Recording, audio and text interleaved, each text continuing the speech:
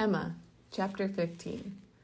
Mr. Woodhouse was soon ready for his tea, and when he had drank his tea, he was quite ready to go home, and it was as much as his three companions could do to entertain away his notice of the lateness of the hour, before the other gentlemen appeared.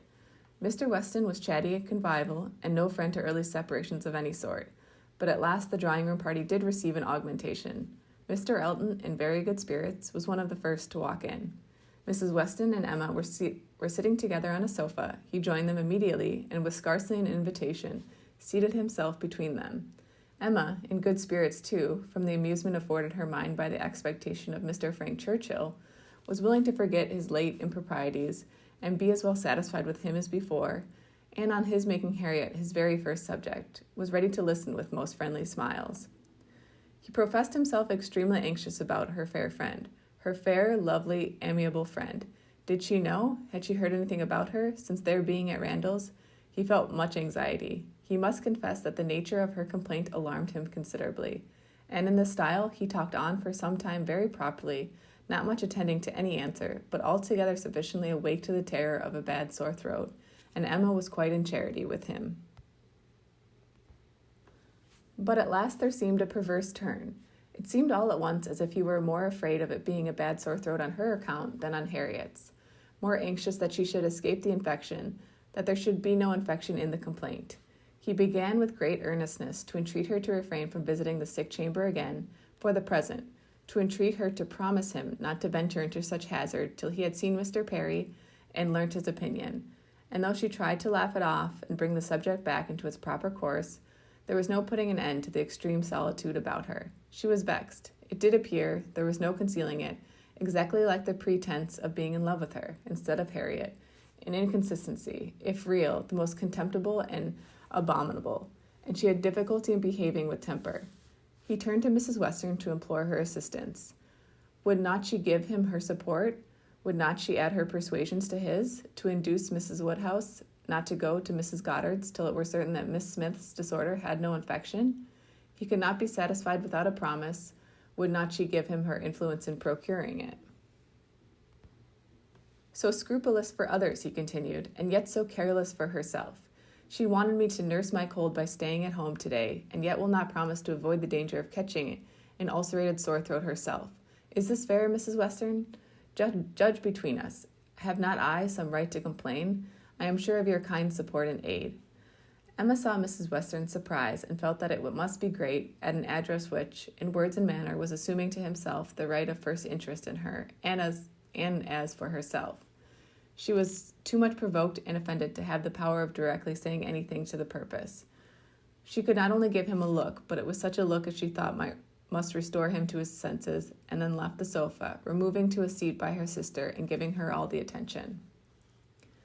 She had not time to know how Mr. Elton took the reproof, so rapidly did another subject succeed, for Mr. John Knightley now came into the room from examining the weather, and opened on them all with the information of the ground being covered with snow, and of it still snowing fast, with a strong drifting wind, concluding with these words to Mr. Woodhouse. This will prove a spirited beginning of your winter engagement, sir. Something new for your coachman and horses to be making their way through a storm of snow.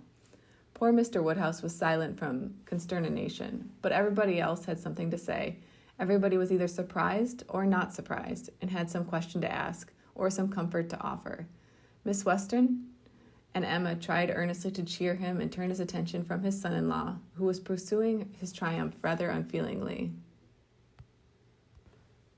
I admired your resolution very much, sir, said he, in venturing out in such weather, for of course you saw there would be snow very soon. Everybody must have seen the snow coming on. I admired your spirit, and dare I say, we shall get home very well. Another hour or two snow can hardly make the road impassable, and we are two carriages. If one is blown over in the bleak part of the common field, there will be the other at hand. I dare say we shall be all safe at Hartfield before midnight. Mr. Weston, with triumph of a different sort, was confessing that he had known it to be snowing some time, but had not said a word, lest it should make Mr. Woodhouse uncomfortable and be an excuse for his hurrying away. As to there being any quantity of snow fallen or likely to fall to impede their return, that was a mere joke. He was afraid that they would find no difficulty. He wished the road might be impassable, that he might be able to keep them all at Randall's, and with the utmost goodwill was sure the accommodation might be found for everybody. Calling on his wife to agree with him, that with a little contrivance everybody might be lodged, which she hardly knew how to do, from the consciousness of there being but 2 spare rooms in the house. "What is to be done, my dear Emma? What is to be done?" was Mr. Woodhouse's first exclamation, and all that he could say for some time. To her he looked for comfort, and her assurances of safety, her representation of the excellence of the horses, and of James, and of their having so many friends about them, revived him a little. His eldest daughter's alarm was equal to his own. The horror of being blocked up at Randall's while her children were at Hartfield was full in her imagination, and fancying the road to be now just passable for adventurous people, but in a state that admitted no delay, she was eager to have it settled that her father and Emma should remain at Randall's, while she and her husband set forward instantly through all the possible accumulations of drifted snow that might impede them. "You had better order the carriage directly, my love," said she. "I dare say we shall be able to get along if we set off directly, and if we do come to anything very bad, I can get out and walk. I am not at all afraid. I should not mind walking half the way. I should change my shoes, you know, the moment I got home, and it is not the sort of thing that gives me cold." "Indeed," replied he. "Then, my dear Isabella, it is the most extraordinary sort of thing in the world, for in general everything does give you cold. Walk home. You are prettily shod for walking home, I dare say. It will be bad enough for the horses." Isabella turned to Mrs. Weston for her approbation of the plan. Mrs. Weston could only approve. Isabella then went back to Emma, but Emma could not so entirely give up the hope of their being able all to get away, and they were still discussing the point, when Mr. Knightley, who had left the room immediately after his brother's first report of the snow, came back again and told them that he had been outdoors to examine, and could answer for there had not been the smallest difficulty in their getting home, whenever they liked it, either now or an hour hence.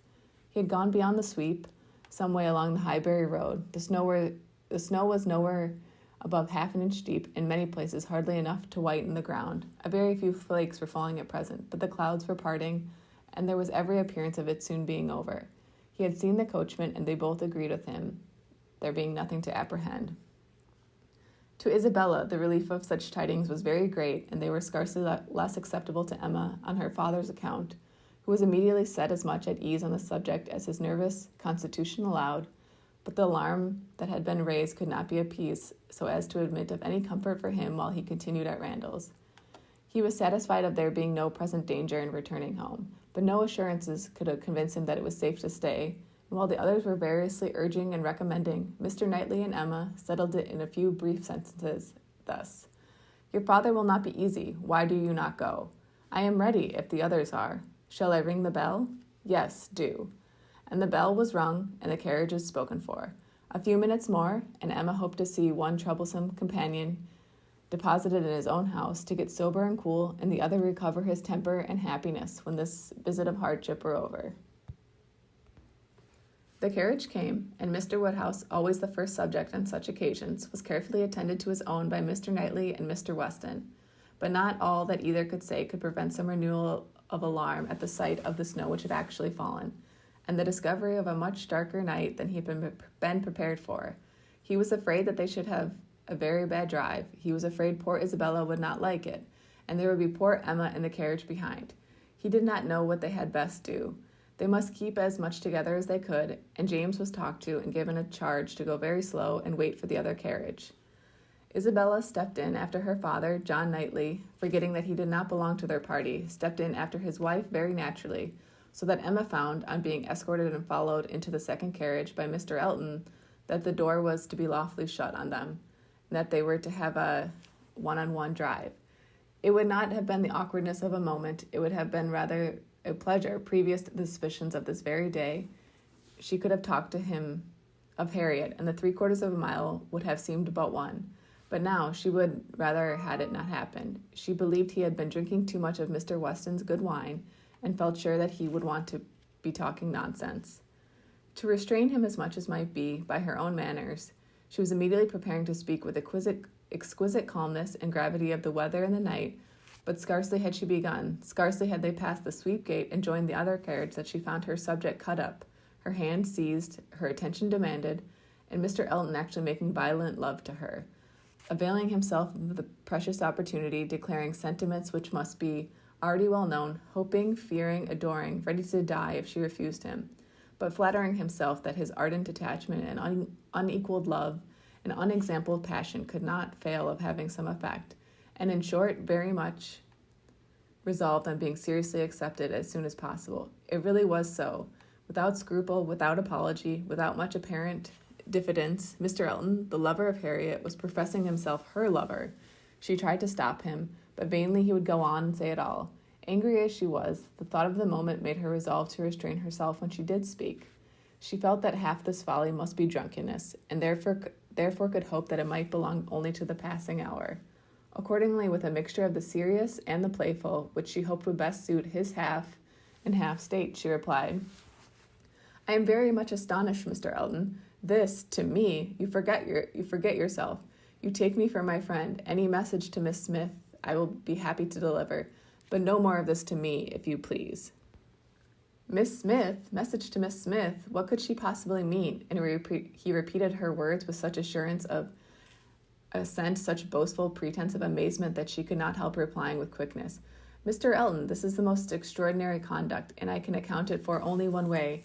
You are not yourself, or you cannot speak either to me or of Harriet in such a manner. Command yourself enough to say no more, and I will endeavor to forget it." But Mr. Elton had only drunk wine enough to elevate his spirits, not at all to confuse his intellects.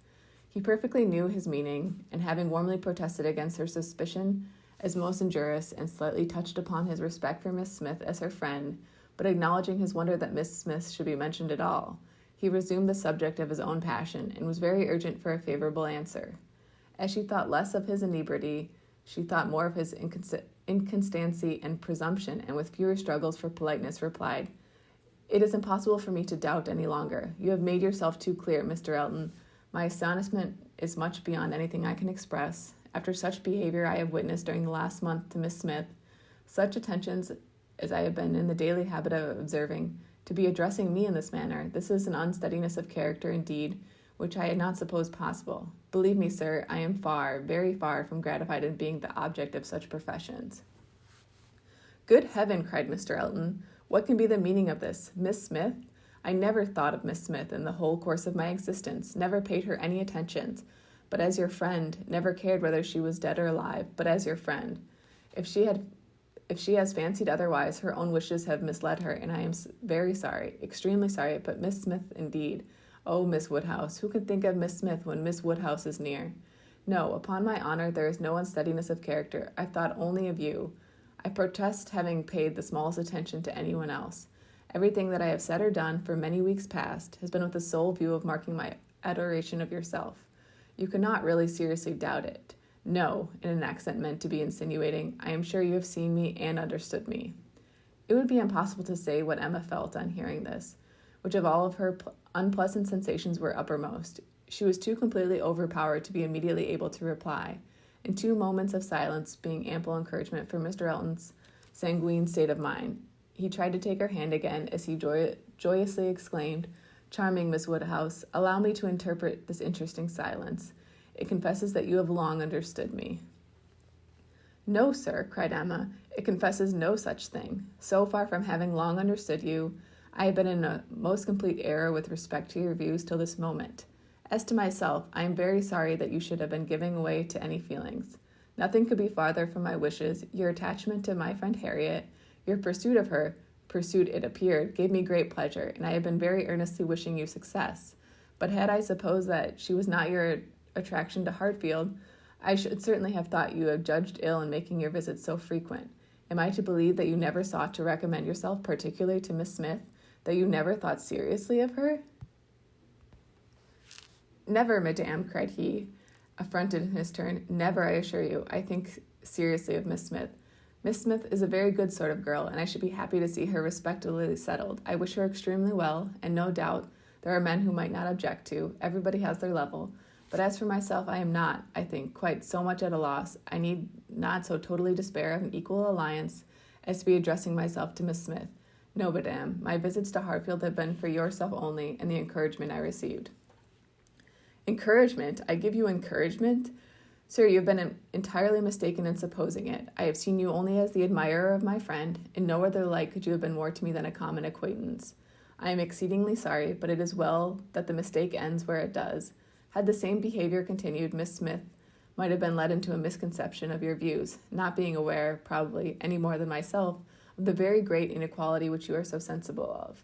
But, as it is, the disappointment is single, and I trust will not be lasting. I have no thoughts of matrimony at present.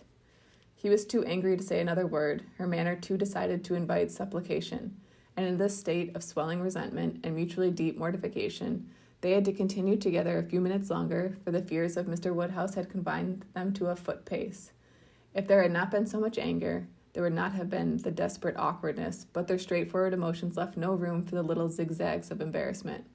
Without knowing when the carriage turned into Vicarage Lane, or when it stopped, they found themselves all at once at the door of his house, and he was out before another syllable passed. Emma then felt it indispensable to wish him a good night. The compliment was just returned, coldly and proudly, in undescribable irritation of spirits. She was then conveyed to Hartfield.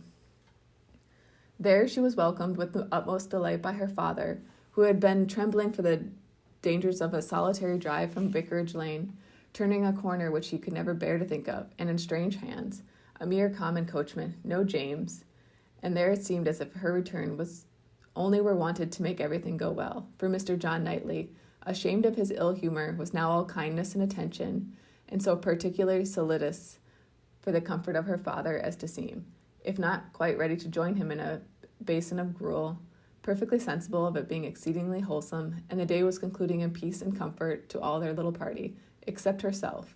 But her mind had never been in such perturbation, and it needed a strong effort to appear attentive and cheerful to the usual hour of separating allowed her the relief of quiet reflection.